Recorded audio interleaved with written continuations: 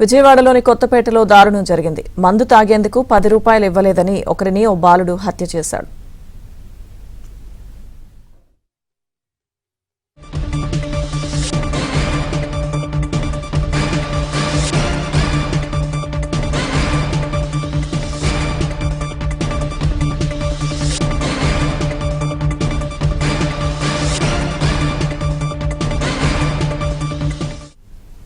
విజయవాడలో కొత్తపేటలో దారుణం జరిగింది. పూర్తి సమాచారం మా ప్రతినిధి ప్రసాద్ అందిస్తారు.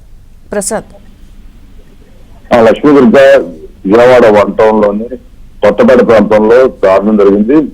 కేవలం మందు కోసం 10 రూపాయలు ఇవ్వలేదని ఒక వ్యక్తిపై అత్యంత దారుణంగా కత్తితో దాడి చేసి హతమార్చారు. ఈ ఘటన స్థానికంగా కలకలం కలిగించింది.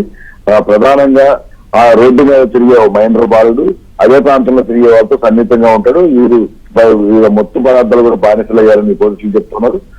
రాత్రి ఇదే విధంగా మద్యం తాగేందుకు అతనితో పాటు ఉన్న ఒక వృద్ధుడిని డబ్బులు అడగ ఆ 10 రూపాయలు ఇవ్వమని కోరినప్పుడు కూడా అతను తన వద్ద లేవని రేపైతే ఇస్తానని చెప్పినప్పుడు కూడా ఆ మహేంద్ర అప్పటికే మొత్తులో ఉన్నాడు.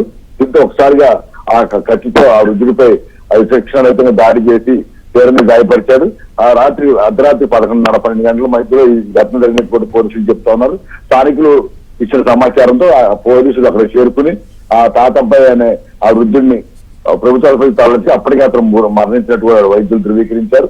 ఆ తర్వాత అతను చనిపోయాడని విషయం తెలుసుకున్న మహేంద్ర బాబు కూడా ఈ పోలీసులు తమ కోసం వెతుకుతున్నారని తెలుసుకొని స్టేషన్ కు వెళ్లి లొంగిపోయారు. మొత్తం సీసీ కెమెరాలో కూడా దీనికి సంబంధించిన ఆధారాలు కూడా పోలీసులు సేకరించారు. ప్రస్తుతం పోలీసు అదుపులో ఆ వ్యక్తి ఉన్నట్టు కూడా చెప్తున్నారు. పూర్తి విచారణ తర్వాత కోర్టులో హాజరుపరుస్తారని పోలీసులు తెలుస్తున్నారు.